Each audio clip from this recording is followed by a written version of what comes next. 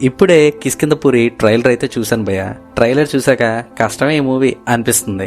ఇంకా trailer break down లోకి వెళ్తే మన హీరో గ్రూప్ ఏదైతే ఉందో అదే అనుపమ్మని మన బెల్లమన్న ఈ హాంటెడ్ ప్లేసెస్ కి ఈ హారర్ ప్రేమికుల్ని తీసుకెళ్లి వాటి కథ కచేరీల గురించి చెప్తారన్నమాట. సో అలా వాళ్ళు కిష్కింధపురిలో సువర్ణమయ అనే మ్యాన్షన్ కి వెళ్ళినప్పుడు అక్కడ ఏం జరిగింది, అక్కడ ఆ మ్యాన్షన్ లో ఉన్న దెయ్యం ఎవరు, దాని నుంచి మన బెల్లమన్న తన చుట్టూ ఉన్న వాళ్ళని ఎలా కాపాడుకున్నాడు అన్నది కథ.